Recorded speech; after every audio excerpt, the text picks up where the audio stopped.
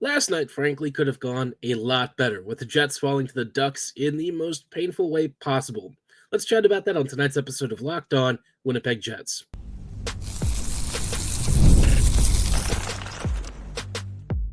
You're Locked On the Hockey Jets, your daily podcast on the Winnipeg Jets, part of the Locked On Podcast Network, your team every day.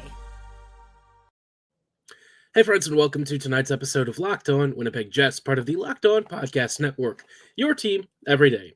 I'm your host, Harrison Lee, an avid Winnipeg Jets fan and an online blogger.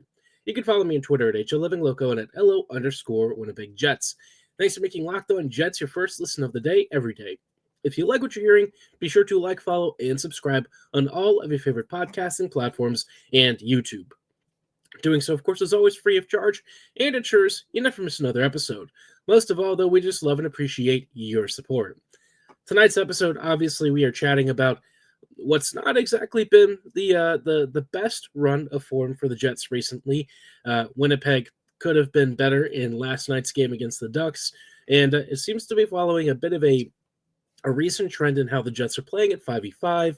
And, while Hellebuck and Comrie and the power play may be doing their best to try and keep things afloat, in games like this, like we saw against the Ducks, it just seems like the wheels are starting to come off a little bit. And look, the record for the team is still very good, but I think we can all kind of read between the tea leaves here and see that maybe things could use some work. So we'll chat about that in just a brief moment. But before we go any further, just wanted to let you know that tonight's episode is brought to you by FanDuel. New customers can place a $5 bet, and you'll get started with $150 in bonus bets if you win that first bet. Visit FanDuel.com to get started. Now, like I said, last night, the Jets came into Anaheim after having had a rough game against the Sharks, but they still pulled out a victory, right? Last minute or two, a lucky deflection from Lowry, and, you would expect to beat the Sharks, but San Jose has been a better team this year by a small margin. But all that said, if you're the Jets and you're a real contender, you should kind of expect to come away with 2 points. And I sort of felt the same thing would happen against Anaheim, but what we actually got instead was that the Jets basically just did not play until the third period against Anaheim. It was a very one-sided affair. The Ducks completely outskated the Jets, and quite honestly, it was a little embarrassing to watch.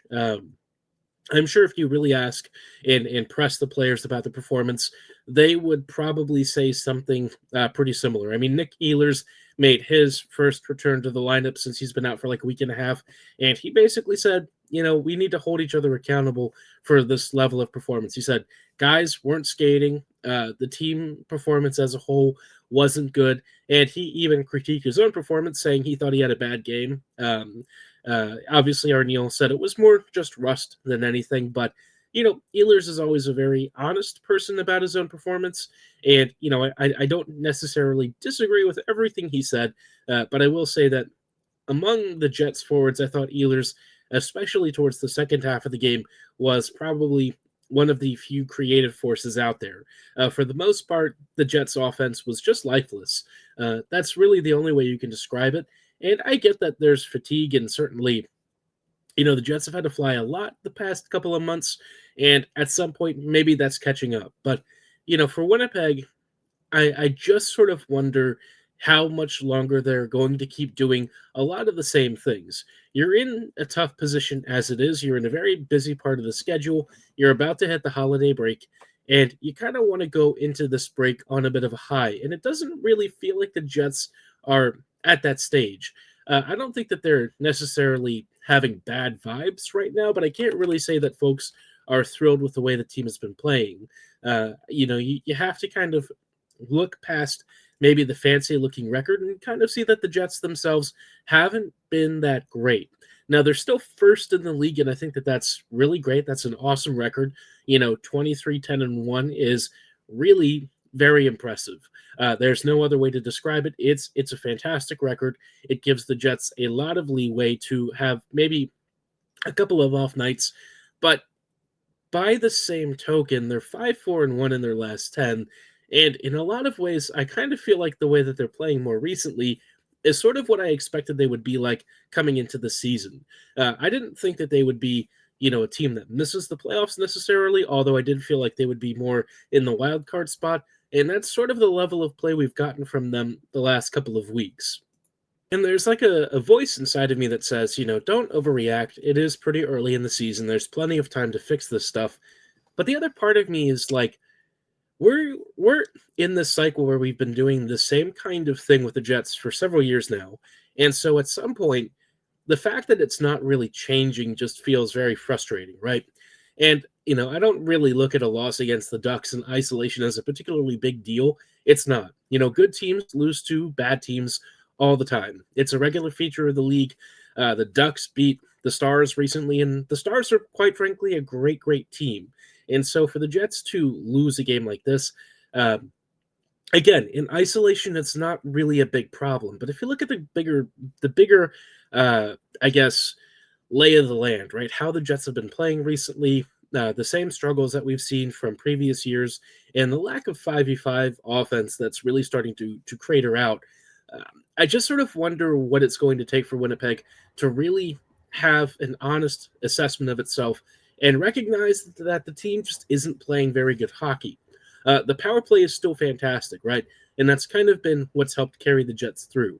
Hellebuck has been the other big piece, but after that, when you really look at this team's offense, it's kind of drying up. You look at the Ducks game, and the Jets, for like a good stretch of the first period, didn't record a single shot on goal, which is just, not a great sign. The fact that the Ducks were able to outskate the Jets for most of that opening 20 minutes is pretty embarrassing. And then that happened again for a second straight period, and it wasn't until the third period where the Jets were starting to wake up and get a few decent shifts. And it wasn't like it was just one or two lines. Everybody pretty much across the board struggled to create. And so, it's just, again, I don't want to read too much into some of these individual one-off results, but I think the broader theme here is that the Jets really do have some deep 5v5 issues. And this is the kind of stuff that coming into the season, I said, I was worried about if they make the playoffs. Obviously, the playoffs are still many months away, and so it's probably better that this is happening now for the Jets to have plenty of time to try and sit there and address it. But I would actually need to see the Jets do something to address it. That's kind of the other side of the equation that I feel like we're not really seeing enough of. And you'll notice I have a talking point later in the episode about the Jets being afraid to change. And I think that continues to be a theme with this team. Not that they, are completely unwilling to do it, but I think that there's a lot of different factors and reasons as to why the Jets right now feel maybe a little hesitant to do so. I think that there's a real scenario where, if a sustained stretch of really bad play leads to a bunch of losses, the Jets start making some adjustments. But I think the real challenge for this team is, even when your record looks good, are you willing to kind of read between the lines, do some deeper dives, run some deeper analyses, and kind of pick apart the team as it really is? I think that that's a very hard thing to do, and it can lead to some ruffled feathers. And I think that's part of why we're seeing the Jets trying to make the most of what their current arrangement is. They don't want to shake the boat. They don't want to rock things up or shake things up and rock the boat and cause serious problems. But I think at some point, the team is going to have a more honest assessment of its performance. And some of that's going to start with the defense, which you notice is talking point number 2. The blue line has been nothing short of an unmitigated disaster since Dylan Sandberg went down. And I want to talk about whether this is something the Jets can avoid, or if this really is just a product of losing one of your best, if not your best, current defender. We'll chat about that in just a brief moment here, but before we go any further, did want to shout out our friends and partners at PrizePicks. If you love sports, you're going to love PrizePicks, the best place to turn your sports knowledge into real money. Whether it's hockey, football, or any of your favorite sports, PrizePicks makes it easy to get in on the action. You can now win up to 1,000 times your money on PrizePicks, and especially for this holiday season, they're giving away $30+ million in rewards during Picksmas and offering 2 free picks in December. And when your picks hit, PrizePicks makes it easy to cash out. You can get your money in as little as 15 minutes. If you're looking for some potential bets for the weekend, potential lineups choices, I would say for the Jets, if you're looking for maybe some top line picks, maybe Kyle Connor, 1.5 points more than, I think could be a safe one. Shots on goal, maybe 2 shots, more than 2 shots would be a safe option as well. But either way, the only way to actually do this is to download the app today and use code LOCKEDONNHL, and you'll get $50 instantly after you play your first $5 lineup. That's right, $50 instantly. PrizePicks, run your game. I also wanted to let a lot of you about a great offer for life insurance from our friends at Select Quote. The World Series, the Super Bowl, the Olympics. The world's top athletes get to play in these top-level sporting events thanks to one thing: teamwork. And teamwork can also protect your financial legacy and your family's future. Select Quote's licensed insurance agents are the perfect teammates when shopping for customized, affordable life insurance. They can find you the right policy to keep your financial legacy safely in your family's end zone. Select Quote is one of America's leading insurance brokers with nearly 40 years of experience, helping over 2 million customers find over $700 billion in coverage since 1985. If you're in good health, they work with carriers that can get you same-day coverage for up to $5 million, no medical exam required. And these policies are more affordable than you think. You could get coverage for up to $1 million for as little as $20 per month. You take so much time to take care of yourself and stay healthy, and Select Quote wants to help reward you with exclusive policies that offer you fantastic coverage at affordable prices.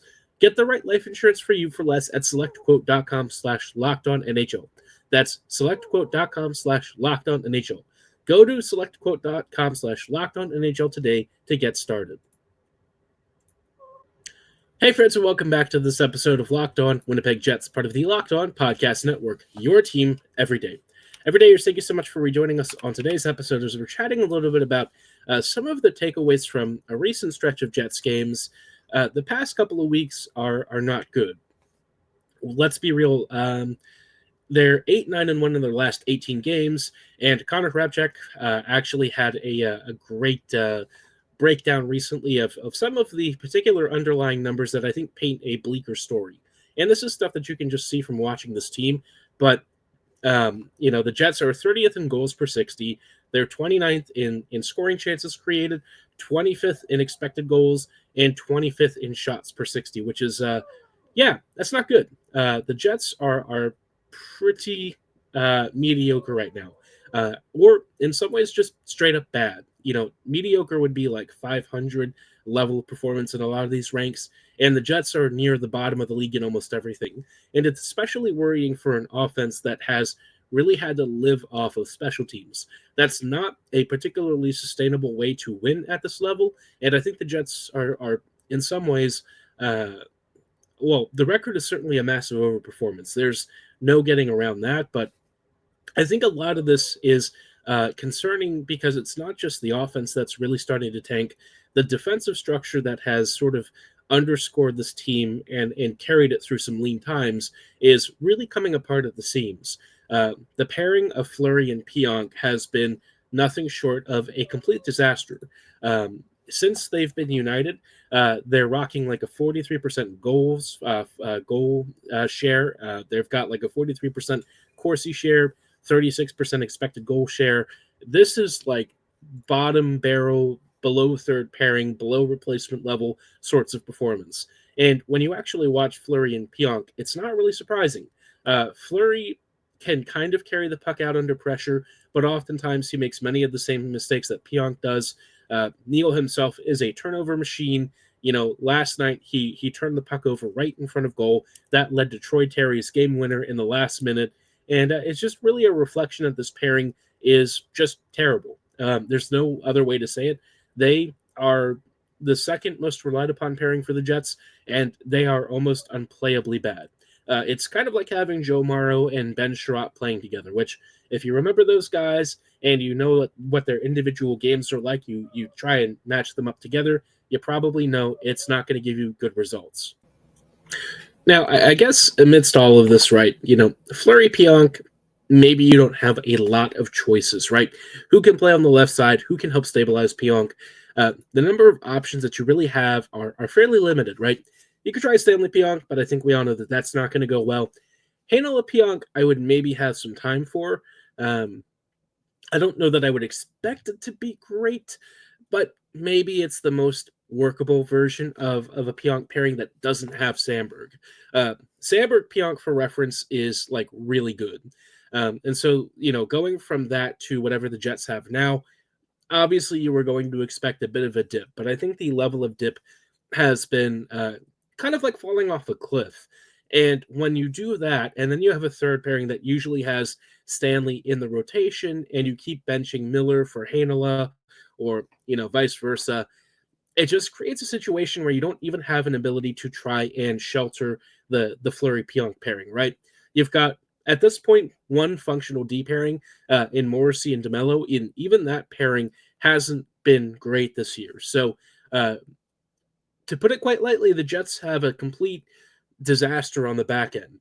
And it's really hurting not only the defensive structure, but also the offense.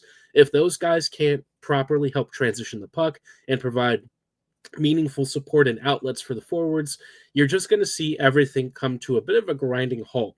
And I kind of feel like that's been a huge factor with what's also happening with the Jets 5v5 game right now.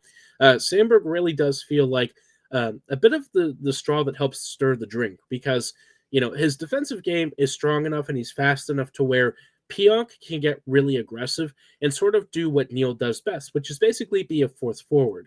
If you ask Pionk to defend, that's really where you're going to run into some serious issues. And so Sandberg has done more of that duty, and without him, it's really coming apart at the seams. And I don't want to say that one player has been responsible for, keeping this team afloat. That's really not the case. Unless you're Hellebuck, you don't usually have that tremendous of an impact. But what I will say is Sandberg's absence has kind of created like a domino effect, right? And I feel like the Jets willingly put themselves in a harder position because they've used Stanley as a penalty killer, but I just don't see it.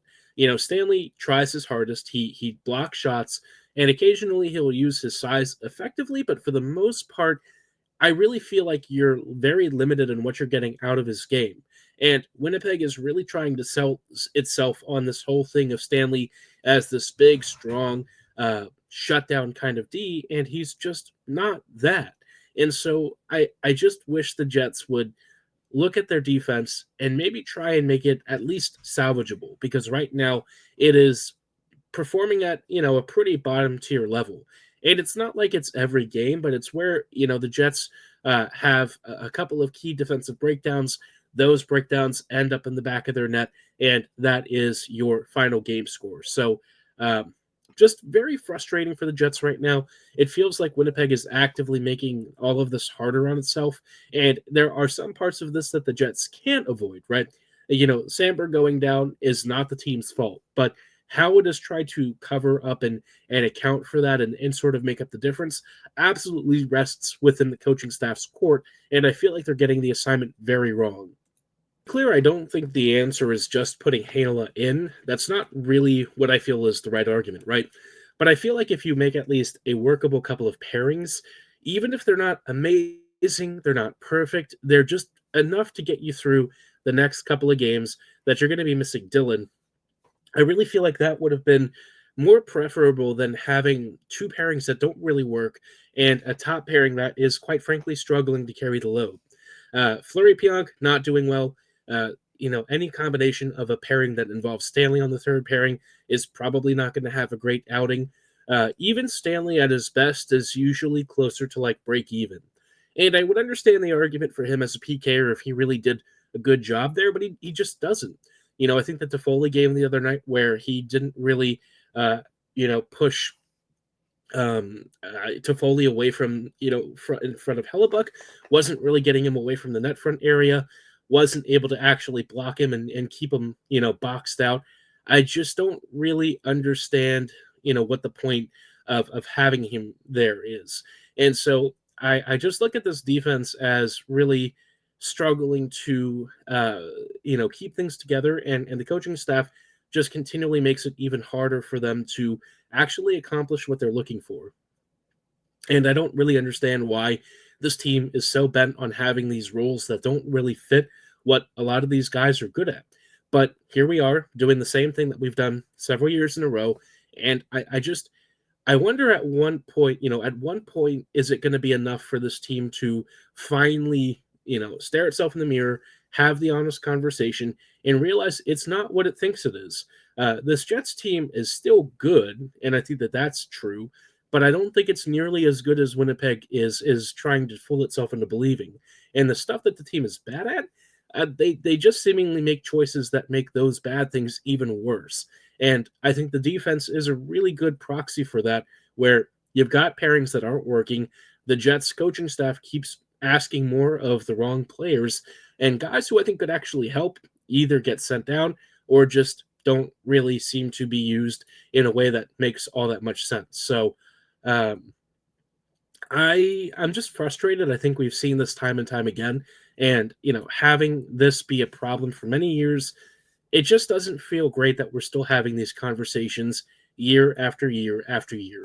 And I want to talk about the bigger problem of the Jets being afraid of change, because I think at the core of all of this, that is the single biggest problem that Winnipeg has. But we'll chat about that in just a brief moment. Before we go any further, though, did want to let you know about our friends and partners at FanDuel. Get ready to tackle the NFL action with FanDuel, America's #1 sportsbook. Right now, new customers can bet $5 and get $150 in bonus bets if you win. The FanDuel Sportsbook app gives you everything you need to place live bets on the NFL all in one place. I'm going to be watching Ravens Steelers this weekend with a lot of close attention. Going to be a massive game. For some of you, though, you might be following up on, maybe some Vikings game stuff. Maybe you're into the Detroit Lions. Whatever it is, though, if you're getting a hunch in the middle of one of these games, you can check out the latest stats, view live play-by-play, and so much more on the same page where you're placing your bets. Just visit FanDuel.com to join today and get started. You'll begin with $150 in bonus bets if you win your first $5 bet. That's only at FanDuel.com. Never waste a hunch and make every moment more with FanDuel, an official sportsbook partner of the NFL.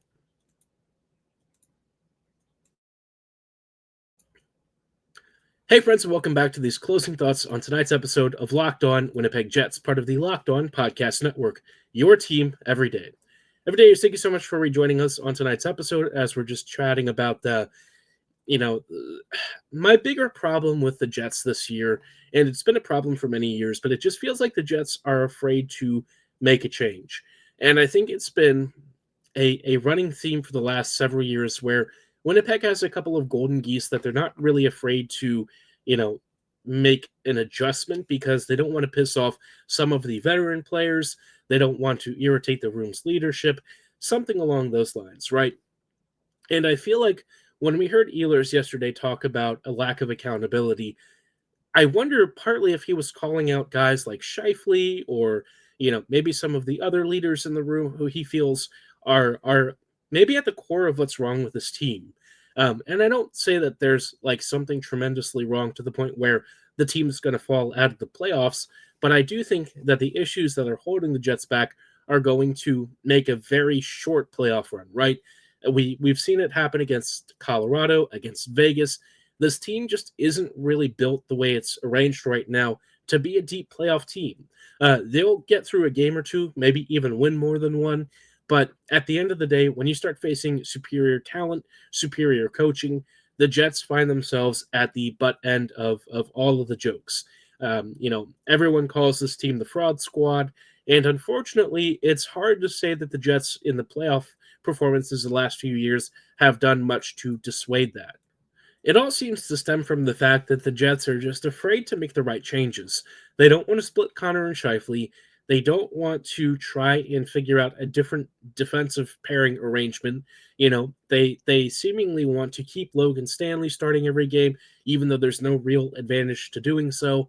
And I see all of these things, and I get it from an HR perspective. There's seniority, there's guys in the room who are well liked, and you don't want to piss off their friends and stuff.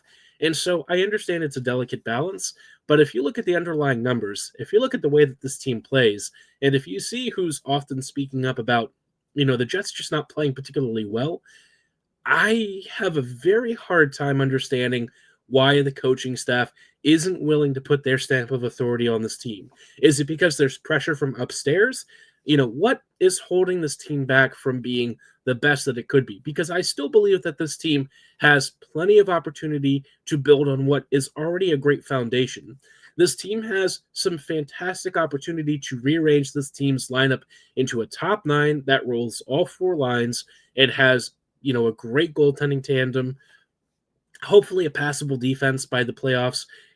Just something that I feel like the Jets are holding themselves back. They are their own worst enemy, and the coaching staff, to me, has not yet shown the level of backbone that I was hoping for. And I think it's very difficult for Arniel to do so, because he can, have the power play and the PK, coaching staffs do their thing, and that's fine, right? Because everyone sort of knew that those were real problems. But he's running up against the fact that the team's record is still very good, and so it's a very hard sell for not only the room, but for the powers that be, that this team really needs an overhaul. They're not fast enough.